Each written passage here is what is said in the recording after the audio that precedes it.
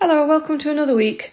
We're moving on to area this week. We were looking at perimeter last week, and we've got some starters where we're multiplying and dividing by things like 1,000 or 2,000 or 300. Okay, so first one, 4.5 times 1,000. So remember, oops, daisy. Count the zeros, 3 of them. So we're multiplying, so we need our number to get bigger, so we need to move 3 places to the left. So our digits have to move 3 places to the left. Remember, the decimal point stays where it is. Okay, so if they move 1 place, the 4 would be here.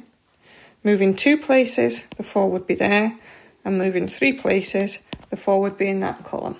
So we know that the 5 needs to follow the 4, and then we can't have spaces in between the decimal point and the digits.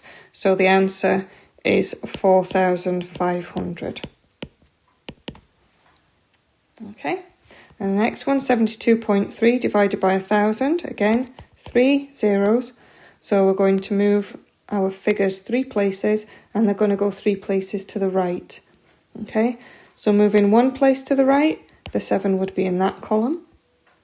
2 places to the right, the 7 would be in that column. Remember, the decimal points stay where they are. 3 places to the right, and the 7 would be in that column.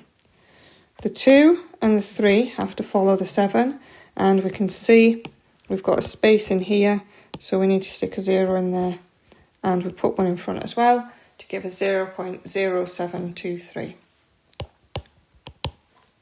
Okay.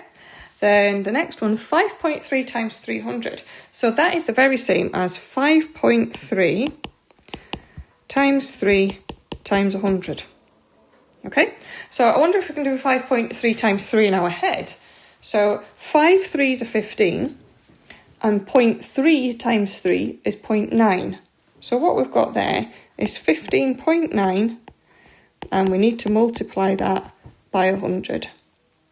So multiplying by 100 means we need to move 2 digits to the left. So 1 digit to the left would put the 1 in that column. 2 digits to the left would put the 1 in that column.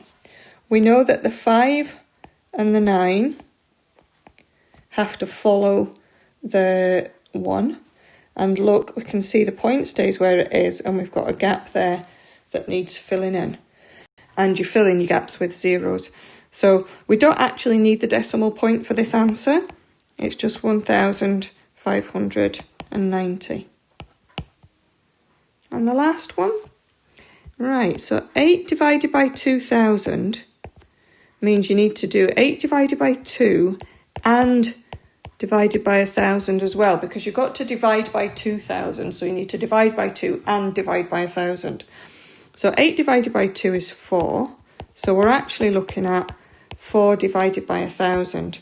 So to do 4 divided by 1,000, we need to think about where the decimal point is in 4. And it's there. And we need to move our digits 3 places to the right. Okay? So remember, the decimal point stays where it is. So 1 place to the right puts the 4 there. 2 places puts the 4 there.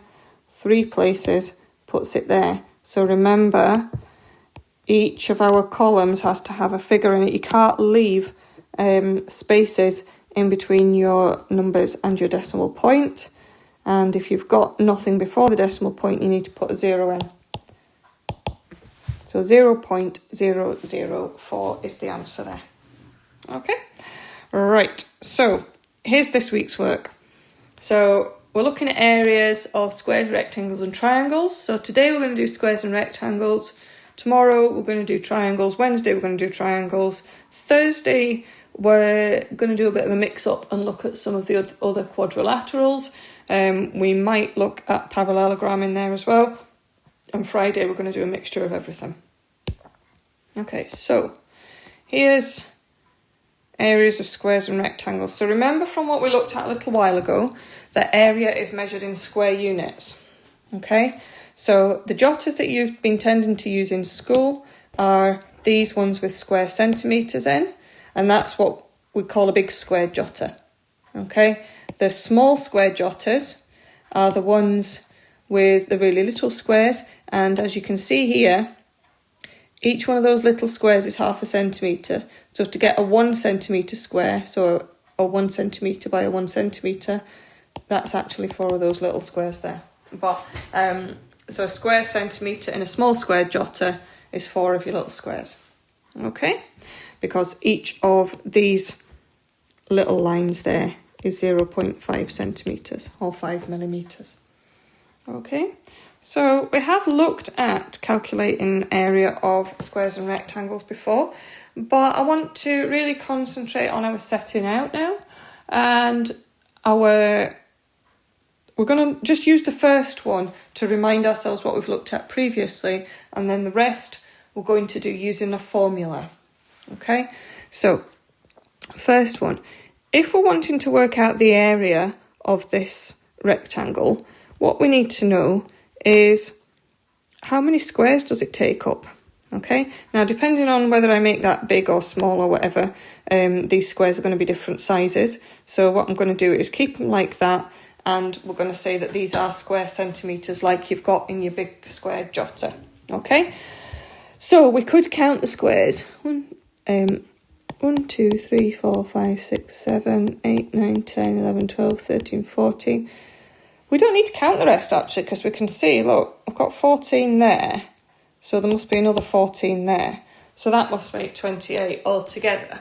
Okay, so the area is 28 square centimetres. But is there a way that we could have worked that out more simply? Let's have a think about that. Well, you know, we didn't have to start counting the squares across the way. We could have started down the way. 1, 2, 3, 4, 5, 6, 7, 8. And we're going to do that a total of 1, 2, 3, 4, 5, 6, 7 times. So we'd have 4, 7 times. 4 times 7 is 28. Okay, so we found that area by counting squares, but we looked at, if you count how many are down the way, then the number of squares across the way tells you how many times of that you've got. So that was 7 times 4. But if we'd done it across the way again, there's 7 there. And look, we've got 4 rows of 7. So 4 times 7. So we can see that 4 times 7 is 28. And 7 times 4 is 28. So it doesn't actually matter which way round we do those. Okay, let's look at the next one. We've got a square which is 5 along and 5 down. So we can count 1, 2, 3, 4, 5, 6, 7, 8, 9, 10. We could count them all if we wanted, or we could just realise there's 5 there. So 5, 10, 15, 20, 25. Okay. And because it's a square, it doesn't matter which way round it is, of course. So it would have been exactly the same if we'd gone, right, there's 1, 2, 3, 4, 5 there. So 5, 10, 15, 20, 25. Whichever way round we're doing it, we're doing 5 times 5, aren't we? Okay. So let's look at this one. We've got, let's count, we're 2 across. And 1, 2, 3, 4, 5, 6, 7, 8, 9, 10 down the way. So we've got 10 here and 10 here. So that must make an area of 20 square centimetres. Also, remember the way we could have looked at that, there's 2 there. So that would be 2, and there's 10 rows of 2. So 10 times 2 is 20. So I hope you can see that in these 3 examples, what we've done, we've counted squares, but we've taken a shortcut, and we've worked out that the amount of squares across the way times the amount of squares down the way, if you multiply them together, you get the answer. Okay, so let's have a look at another couple just now. So we're going to do these ones using a formula that we're going to decide from what we've discovered already. Okay, so the area of a square or a rectangle we've worked out it's the number of squares across times the number of squares down the way, and it doesn't matter what order we do that in. So what we write down is, actually I'm just going to skip back to the last one so I can write it on here. So the area is the length times the breadth. And it doesn't matter in a rectangle which one's the length and which one's the breadth, but we tend to call the one that goes across the way the length, and the one that goes back the way, we call that the breadth. But it doesn't matter which way around you get them, as you've seen from the last ones that we worked out.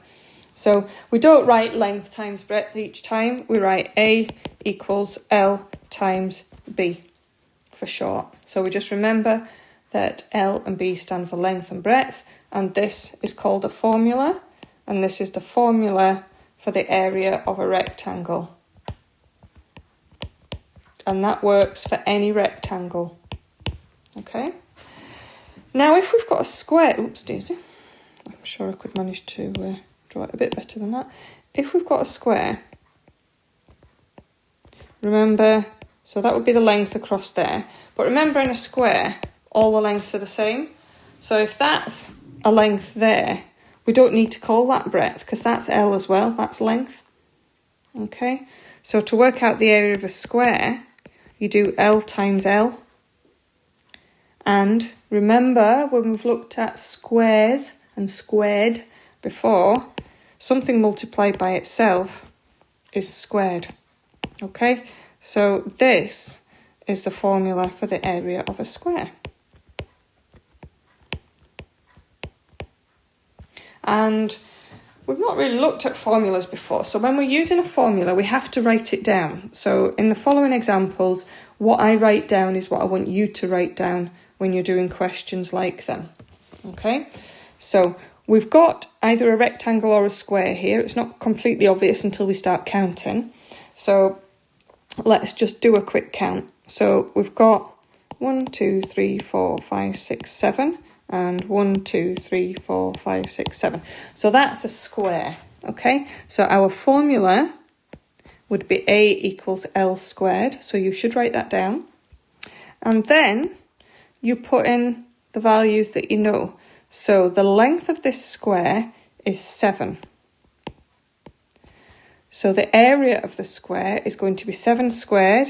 Now remember, that means 7 times 7.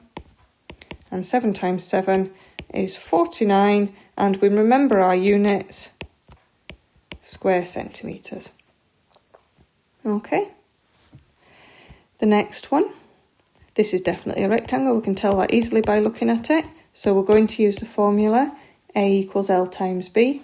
So we're going to have to count and see what the length is. 1, 2, 3, 4, 5, 6, 7, 8, 9, 10, 11. So 11 for the length. The breadth is 1, 2, 3, 4. So 11 times 4, or 4 times 11, it doesn't matter which way around you work it out in your head. It's still 44, and you must put your units of square centimetres on when you're finding an area. Okay, so each time you work one out, you should be writing down the formula, writing down what numbers you're using, and then working out the answer. Okay, here we've got some that are not drawn on squared paper, but that's okay. So clearly these are not drawn to scale, that doesn't matter. Okay, so we can see it's a rectangle, so we write A equals L times B because we're trying to find the area and we're using a formula. So L is the length, so we're going to say that that's 15. The breadth is 8, and we're going to work out 15 times 8. Right, now, 10 times 8 is 80. 5 times 8 is 40, so 15 times 8 must be 120. Or there would be nothing to stop you doing a 15 times 8 chimney sum. Okay, so these are very straightforward. Next one, A equals L times B. You can see we've got a rectangle because these two lengths don't quite match. So the length is 10. The breadth is 9.6, so we need to do 10 times 9.6. Remember, 10 times 9.6 is exactly the same as 9.6 times 10, So we need to move the digits one place to the left. Oops, and we're not square centimetres on this one because look, we've got millimetres. So we've got square millimetres for our answer. Okay, so each time you work out the area of a square or a rectangle, write down the formula first. So there's 3 steps to this. Write down the formula, stick your numbers in and work out the answer. Okay, now I'm going to be doing a little bit of working backwards here for these questions. Find the red length in each square or rectangle. So in the first one, the area is 45 square metres and the breadth of it is 5 metres. So what we found out is, is that when you multiply the length times the breadth, so I'm going to call that a question mark, so something times 5 is equal to 45. So what number is it? What number times 5 gives you 45? If you work your way up through your 5 times table, you realise that you get 9 times 5 is 45. So the red length there must be 9 metres. Okay, and then the second one here, we can see these marks on the sides of the square. They show us that all the sides are equal, which makes it a square.